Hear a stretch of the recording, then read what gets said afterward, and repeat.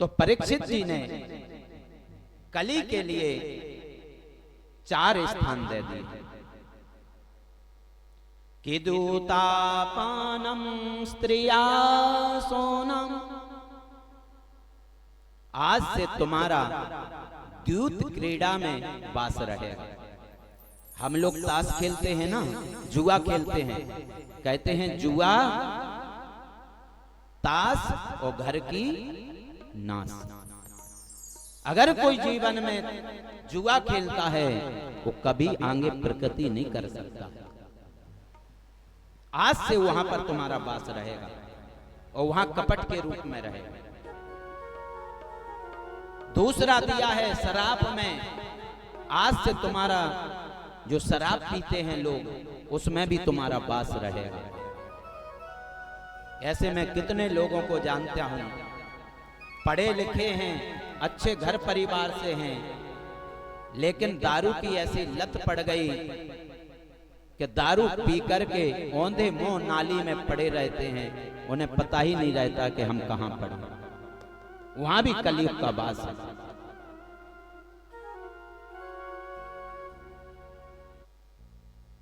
स्त्री गमन में वहां भी तुम्हारा वास है, और जहां पर हिंसा है वहां भी कलयुग का वास रहता है। पर कलयुग ने मन में सोचा, ना तो परीक्षित जी ताश खेलते हैं, ना पर स्त्री गमन करते हैं, और ना ही परीक्षित जी हिंसा करते हैं। तो जब तक राजा के राज्य में रहें उन पर असर ना हो तो रहने का मतलब क्या है। तो कलयुग ने कहा कि महाराज कोई और स्थान हो तो आप दे देते। तो परीक्षित से निकल गया कि जाओ, आज से तुम्हारा सोने में भी वास है। प्रेम से बोलो। लेकिन सोना तो भगवान का रूप है। हिरण्य वर्णाम हरिणीम सुवर्ण रजतस्त्रजाम चंद्राम हिरण्मयीम लक्ष्मी जात वेदो महावा। जब सोने में भगवान कहते हैं मैं धातु में क्या हूं, धातु में सोना मैं हूं, तो फिर कलयुग का वास कैसे हो सकता है। अगर हमने ईमानदारी से सोना कमाया है, मेहनत का जो सोना है उसमें तो भगवान का वास है, और जो बेईमानी से सोना कमाया है उसमें कलयुग का वास है। परीक्षित जी मुकुट पहने थे सोने का, और सूक्ष्म रूप लेकर के कलयुग ने परीक्षित जी के मुकुट से प्रवेश करके उनके माथे के अंदर चला। आज परीक्षित जी सुदूर जंगल में गए, शमीक ऋषि के आश्रम पर गए। बाबा हम परीक्षित हैं, भूख लगी, प्यास लगी, कुछ खाने को दो, कुछ पीने को दो। लेकिन वो ऋषि तो तपस्या में बैठे थे, उन्हें पता नहीं था कौन आया कौन गया। जब ऋषि से जवाब नहीं मिला तो वहां एक मरा हुआ सर्प पड़ा था। परीक्षित जी ने अपने बाण की नोक पर उसको उठाया और उस ऋषि के गले में पहना करके घर आ गए। जब ऋषि के बालकों ने, शिष्यों ने जाकर के ऋषि के पुत्र श्रृंगी को बताया, और जब श्रृंगी ऋषि आए, पिता के गले में मरा हुआ सर्प देखा, उसको निकाल करके कहा, वो श्राप दिया, किस राजा परीक्षित को राजा होने का अभिमान है, मेरे पिता के गले में मरा हुआ सर्प डाला है, आज से मैं श्राप देता हूं कि 7वें दिन से इसी के जो पूर्वज हैं तक्षक, उनके डसने से परीक्षित की मृत्यु हो जाए। बाणी रूपी बाण चला था। जब अपने पुत्र को रोता देखा, समीक ने कहा क्या हुआ बेटा, क्यों रोते हो। बोले परीक्षित जी आपके गले में मरा हुआ सर्प डाल गए। ऋषि ने कहा वो हमारे राजा हैं, उनकी कृपा से हम निर्भीक वन में रहते हैं। हमारे अगर आश्रम पर आए थे तो हमारा कर्तव्य बनता था कि हम उनको जलपान कराएं, भोजन कराएं। लेकिन ऋषि कुमार ने कहा पिताजी मैंने उनको श्राप दिया है। क्या श्राप दिया। बोले 7वें दिन तक्षक के डसने से परीक्षित की मृत्यु। संत कहते हैं बेटा संतों को क्रोध नहीं करना चाहिए। तितिक्षया कारुण्या मैत्रेया जाखिल जंतुषु। आपने राजा को श्राप दे करके अच्छा नहीं किया, पर अपने शिष्यों को बुलाया, जाओ परीक्षित से कह दो 7 दिन में तुम्हें मर जाना है, 7 दिन में अपनी मुक्ति का उपाय करना चाहते हो तो कर लो। परीक्षित जी ने जाकर के मुकुट को उतारा, सब याद आ गया। परीक्षित जी ने कहा इस शरीर से एक ऋषि का अपमान हो गया, अब मैं इस शरीर को सुरक्षित नहीं रखना चाहता। कल प्रातः ही जाकर के ऋषि के चरणों में प्रणाम करूंगा, क्षमा मांगूंगा। लेकिन ऋषि कुमार के शिष्यों ने कहा राजन, ऋषि के पुत्र ने तुम्हें श्राप दे दिया, तुम्हें 7 दिन में मृत्यु हो जाएगी, अपना उपाय कुछ कर सको तो कर लो।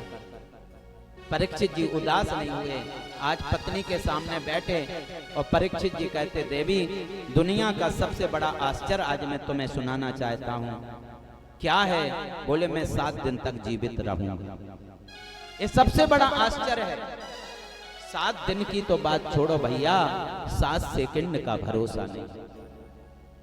क्या भरोसा है इस जिंदगी का, साथ देती नहीं ये किसी का साथ नहीं देती। परीक्षित जी ने अपने पुत्र को राजगद्दी पर बैठाया। हम लोग जब वृंदावन जाते हैं तो शैम्पू खरीद लेते, तेल खरीद लेते, कई कई जोड़े कपड़े रख लेते हैं। ये पता नहीं वहां मिलेगा या नहीं मिलेगा। यही सब करना था तो वृंदावन क्यों जा रहे भैया, अपने घर में रहो। प्रेम से बोलो। तीर्थ में जाओ तो त्याग की भावना लेकर के जाओ। तीर्थ में जाओ तो ये सोचो कि अगर पंखा नहीं मिलेगा तो बिना पंखा के रात बिता लेंगे। तीर्थ में जाओ तो ये सोचो कि अगर एक टाइम भोजन नहीं मिलेगा तो रह ले। लेकिन लोग जब जाते हैं तो महाराज पूरी तैयारी करके लेकर के जाते। परीक्षित जी जब गए हैं तो परीक्षित जी ने अपने घर से एक लोटा नहीं लिया, सब कुछ छोड़ करके चले। लेकिन मैं आप लोगों को एक बात बताऊं, अगर कोई सज्जन व्यक्ति को कोई दुख देता है तो पूरी समाज दुखी होती है। जब संतों को पता चला कि परीक्षित को 7 दिन में मरने का श्राप लगा है, परीक्षित जी गंगा जी के तट पर बैठे हैं, हजारों संत जाकर के, लाखों संत वहां पर आ गए। संतों ने कहा महाराज ये हम क्या सुन रहे हैं, आपको श्राप लगा है। परीक्षित जी ने कहा नहीं नहीं नहीं, मुझे कोई श्राप नहीं लगता है। कि गिरिजा संत समागमा समन लाग कछुआन, ये श्राप नहीं है। अगर मुझे श्राप होता तो आप जैसे संतों का मुझे कैसे दर्शन होता। मुझे श्राप लगा है तो आप इतने बड़े बड़े संत आशीर्वाद देने के लिए आए हैं। ये श्राप नहीं है, ये तो उस ऋषि कुमार का मुझे आशीर्वाद मिला। लेकिन परीक्षित जी कहते बाबा ये बात बताओ, जिसको जल्दी मरना है उसको क्या करना चाहिए। लेकिन कोई उपाय नहीं बता पाता है। निर्गुण की समाधि में सुखदेव बैठे हैं। सुखदेव का मन कहता है चलो परीक्षित के पास, चलो परीक्षित के पास। आज समाधि टूटी है। सुखदेव मुनि का दिगंबर शरीर है, केवल 2 अंगुल की लंगोट पहन रखी है। लोगों ने कहा कि इतना बड़ा संत जा रहा है तो 2, 4, 10, 50 चेला होंगे। बोले कोई नहीं था। सुखदेव जी जब आए तो अकेले सुखदेव जी जा रहे हैं। और जिस गांव से निकलते हैं तो सुखदेव जी के पीछे छोटे छोटे बच्चे पड़ जाते हैं। कोई पत्थर फेंकता है, कोई धूल फेंकता है। नांगा बाबा जा रहा है, नांगा बाबा जा रहा है। सुखदेव जी महाराज का आगमन हुआ। परीक्षित जी ने बोले सुखदेव जी महाराज। परीक्षित जी ने खड़े होकर के सुखदेव जी का पूजन किया है, आसन दिया है। परीक्षित जी कहते आज मेरा जन्म सफल हो गया, आज मेरा अहोभाग्य है कि आपका दर्शन हुआ है। आपके दर्शन से मैं कृतार्थ हो गया। संतों ने इशारा किया कि आप ज्यादा बड़ाई मत करो, क्योंकि इनको बड़ाई अच्छी नहीं लगती, अभी उठ करके चले जाएं। इसलिए जो पूछना है तुरंत पूछ लो। परीक्षित जी कहते हैं हमें यही बताएं गुरुदेव, म्रियमाणस्य सर्वदा, जिसकी मृत्यु 7 दिन में है उसको क्या करना चाहिए। बहुत ध्यान से कथा सुनना।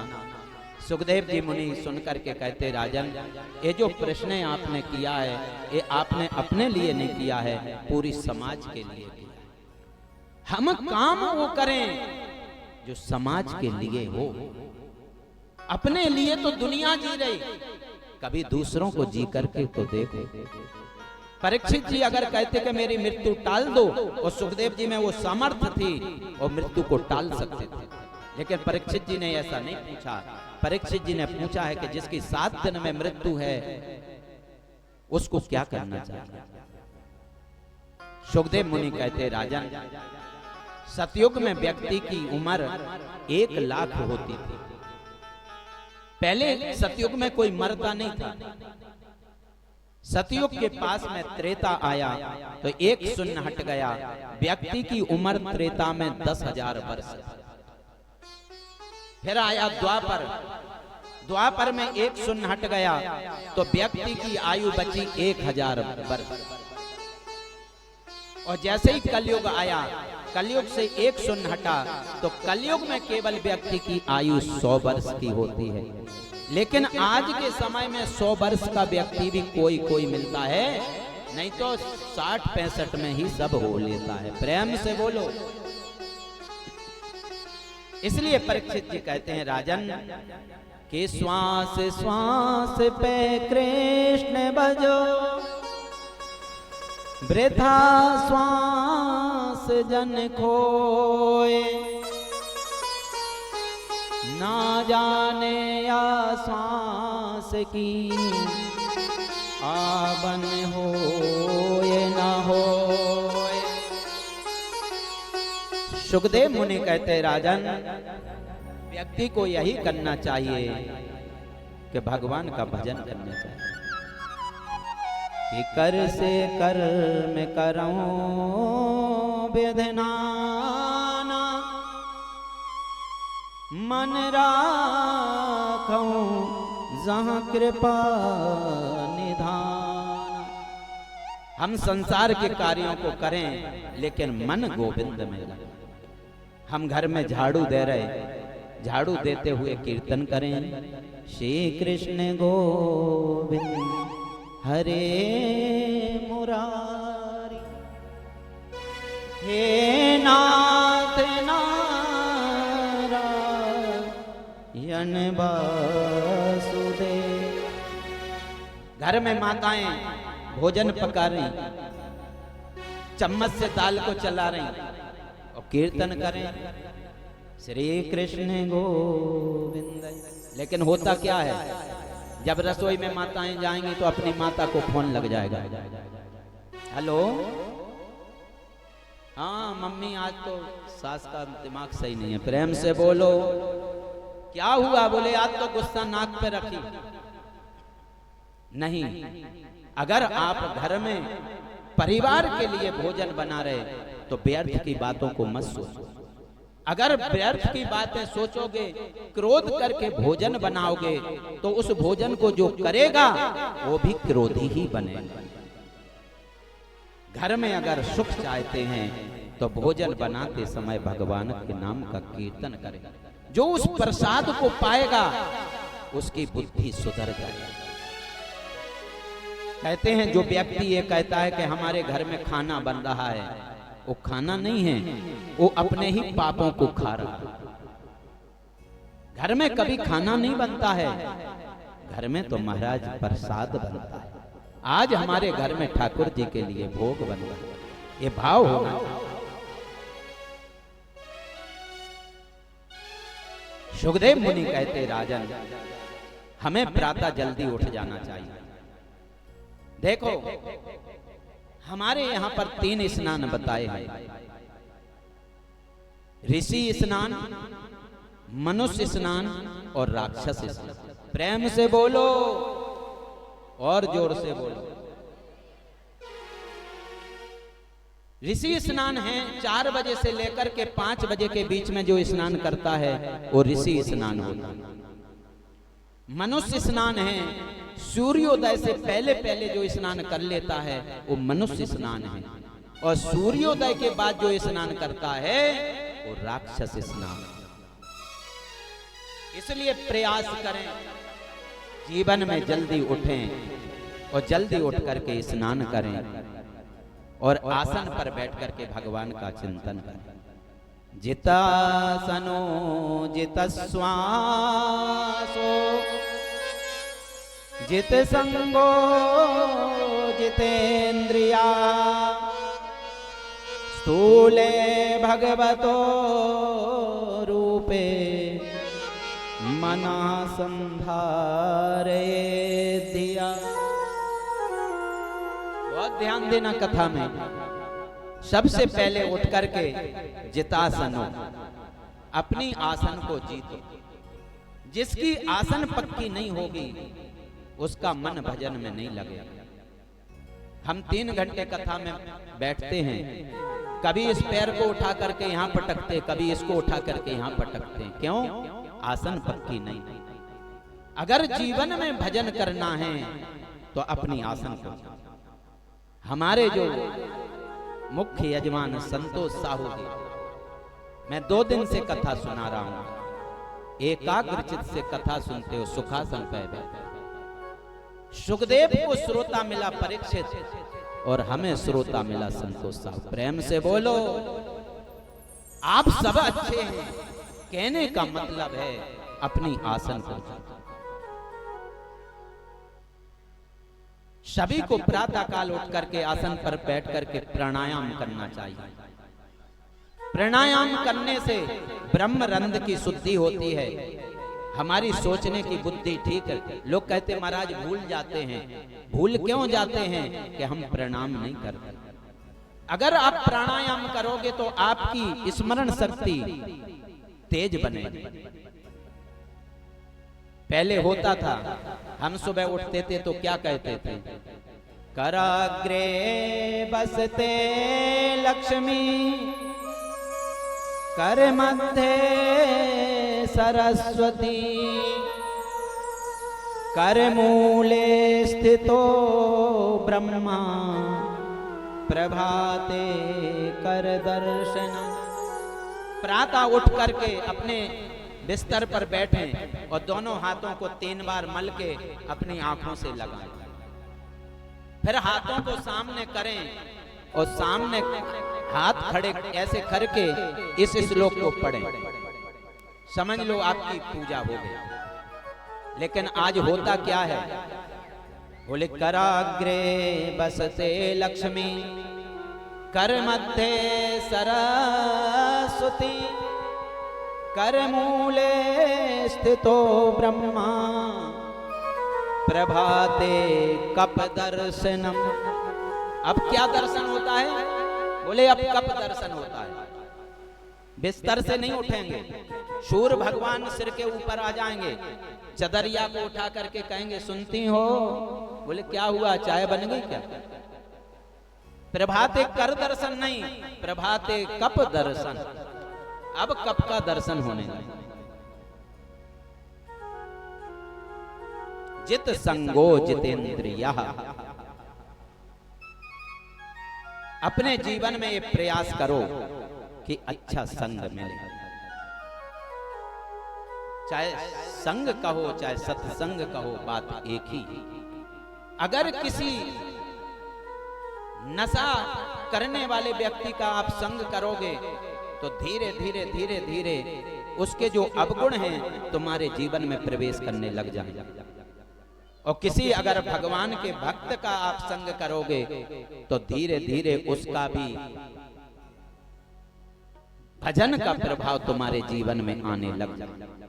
इसलिए प्रयास करें कि हम अच्छा संग करें।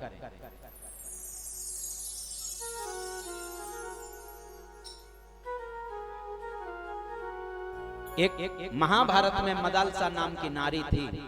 उसके घर में जो भी पुत्र होता था ऐसा उपदेश करती थी, बेटा तुम नित्य हो, सत्य हो, भुक्त हो। परिणाम ये होता था बच्चा जब बड़ा होता था तो जंगल में निकल जाता था, बाबा जी हो जाता। एक दिन राजा बड़ा उदास हुआ, कहा देवी जितने बालक हुए सब जंगल में चले गए, अब ये जो 9वें वाला होने वाला है कम से कम इसे तो घर में रहने दो। तो उस नारी ने कहा कि मैं इसको उपदेश नहीं करूंगी लेकिन एक ताबीज बना करके दूंगी। और जब राजा रानी जाने लगे तो उसने बच्चे ने कहा कि पिताजी मैं कैसे रहूंगा? तो उसकी माँ ने कहा बेटा तुम्हारे गले में जो ताबीज पड़ा है, जिस दिन तुम्हारा मन उदास हो उस दिन उसको खोल के पढ़ लेना, तुम्हारा जीवन समझ। और एक दिन वो पुत्र उदास हुआ, उसने उस ताबीज को खोल करके पढ़ा और उस ताबीज में लिखा था संग सर्वात्मना त्रज्या बेटा हमेशा बुरे संग का त्याग करो और अच्छे संग को जीवन में अपनाओ, और उस एक श्लोक से उसका जीवन बदल गया। इसलिए जीवन में अच्छा संग करें, ये प्रयास हमें करना चाहिए।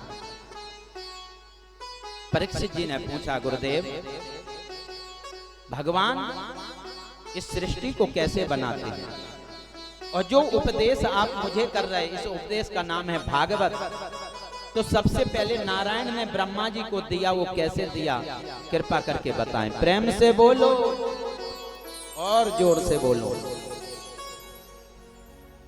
सुखदेव मुनि राजा परीक्षित से कहते, राजन जब ये सृष्टि रसातल में चली गई, यहां पर कुछ नहीं था। 4 प्रकार की सृष्टि होती है। भगवान जब एक से अनेक होने का संकल्प लेते हैं तो भगवान सबसे पहले उस जल में रहने के लिए स्थान खोजते। भगवान का नाम नारायण क्यों पड़ा? नार कहते हैं संस्कृत में पानी को, और अयन कहते हैं घर को। नार माने जल, अयन माने घर। जिस परमात्मा ने जल में रहने के लिए घर बनाया है उसी का नाम पड़ गया नारायण।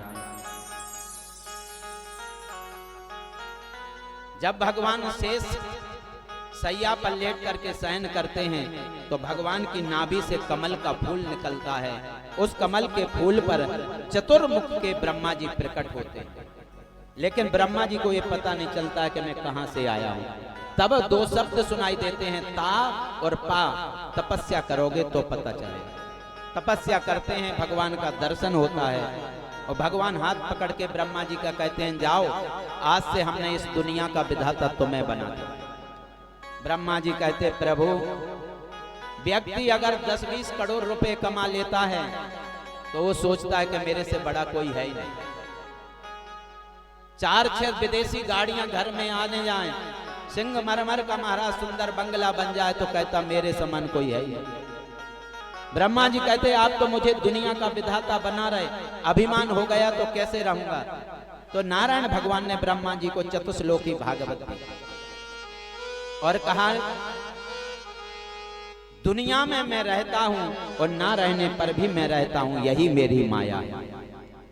जैसे आपने देखा होगा, आप बाजार में गए और आपने एक सोने की ईंट को खरीदा।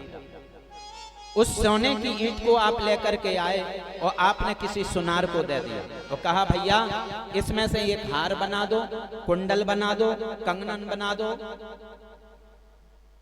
कई आपने उसके जेवर बनवा लिए।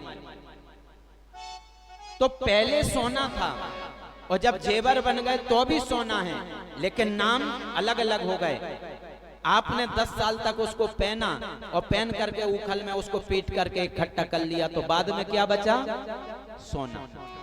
ऐसे ही परमात्मा की ये सृष्टि है। सबसे पहले भगवान रहते हैं, फिर भगवान इस सृष्टि को रचते हैं और फिर भगवान इस सृष्टि का प्रलय कर देते हैं, तो लास्ट में केवल नारायण ही बचते हैं। सुंदर उपदेश दिया।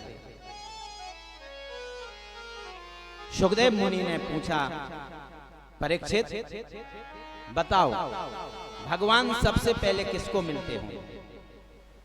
परीक्षित जी ने कहा, गुरुदेव भगवान सबसे पहले उसे मिलते होंगे जो दिन में 10 बार नहाता होगा। सुखदेव ने कहा, तो कौल भीलों को देखो, सर्दियों के दिन में 4 महीने तो नहाते ही नहीं। परीक्षित जी ने कहा, तो भगवान उसको मिलते होंगे जिसकी बिरादरी ऊंची होती हो। का जाति विदुरस्य यादव पते। विदुर जी की क्या जाति थी? दासी पुत्र थे, फिर भी भगवान ने जाकर के वहां केले के छिलकों को खाया। परीक्षित जी ने कहा, गुरुदेव कैसे भगवान ने केले के छिलकों को खाया, एक कथा सुनाने की आप कृपा करें। कि दाता एक राम, बोले कृष्ण कन्हैया लाल की जय।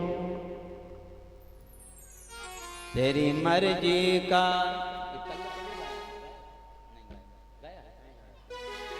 तेरी मर्जी का मैं हूँ गुलाम, मेरे अलबेले राम मेरे।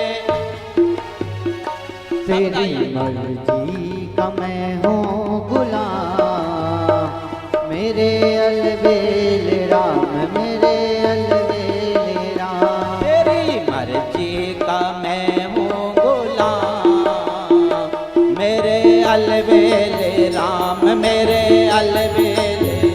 तेरी मर्जी का मैं हूँ गुलाम, मेरे अलबेले राम मेरे अलबेले राम। अलबेले राम मेरे अलबेले राम, अलबेले राम मेरे अलबेले राम। ओ अलबेले राम मेरे अलबेले राम, अलबेले राम मेरे अलबेले राम। तेरी मर्जी का मैं हूँ गुलाम, मेरे अलबेले राम मेरे। तेरी मर्जी का मैं हूँ गुलाम, मेरे अलबेले राम मेरे अलबेले राम। जय हो।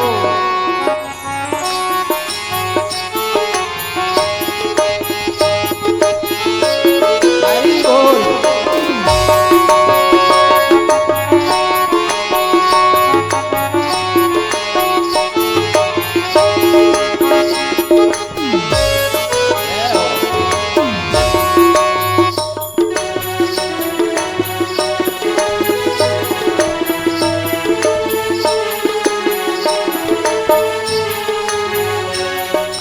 जो भी करा लो हूँ मैं तुम पर निछावर, जो भी करा लो मैं तुम पर निछावर, तुम पर निछावर, तुम पर निछावर। जो भी करा लो मैं हूँ तुम पर निछावर, जो भी करा लो मैं हूँ तुम पर निछावर, जो भी करा लो मैं हूँ तुम पर निछावर। दौलत दौलत मेरी तेरा नाम, मेरे अलबेले राम मेरे। तेरी मर्जी का मैं हूँ गुलाम, मेरे अलबेले राम मेरे अलबेले राम। अलबेले राम मेरे अलबेले राम, अलबेले राम मेरे अलबेले राम। अलबेले राम मेरे अलबेले राम, अलबेले राम मेरे अलबेले राम। तेरी मर्जी का मैं हूँ गुलाम, मेरे अलबेले राम मेरे अलबेले राम मेरे अलबेले राम। तेरी मर्जी का मैं हूँ गुलाम, मेरे अलबेले राम मेरे। ताली बजाइए।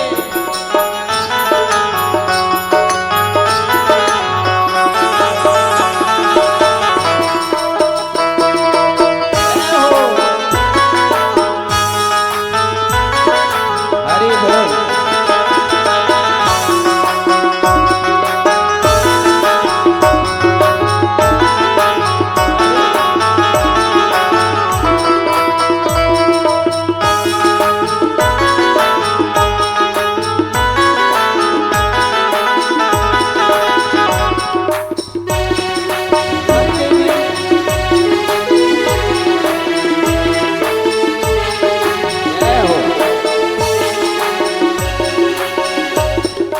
थक भी गया हूँ इस लंबे सफर में, थक भी गया हूँ इस लंबे सफर में। लंबे सफर में, लंबे सफर में। ओ थक भी गया हूँ इस लंबे सफर में। थक भी गया हूँ इस लंबे सफर में। ओ थक भी गया हूँ इस लंबे सफर मेरा में। जीना हुआ है हराम मेरे अलबेले राम मेरे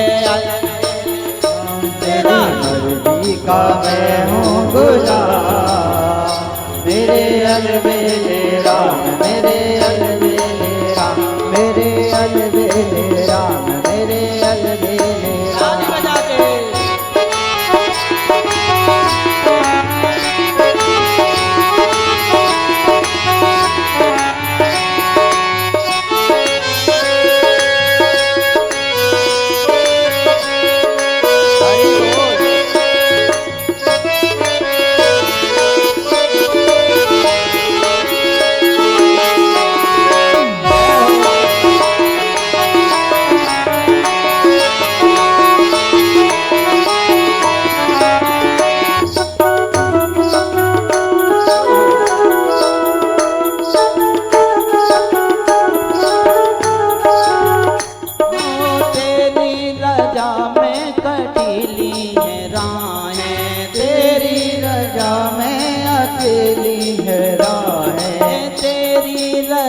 में कटीली है राहें तेरी रजा में कटीली है राहें, कटीली है राहें कटीली है राहें तेरी रजा में कटीली है राहें, तेरी लजा में कटीली है राहें तेरी रजा में कटीली है राहें। अब तय दो सजाया इनाम मेरे अलबेले राम मेरे अलबेले राम। तेरी मर्जी का मैं हूँ गुलाम, मेरे अलबेले राम, मेरे अलबेले राम, मेरे अलबेले राम। तेरी मर्जी का मैं हूँ गुलाम मेरे अलबेले राम मेरे अलबेले राम। तेरी मर्जी का मैं हूँ गुलाम, मेरे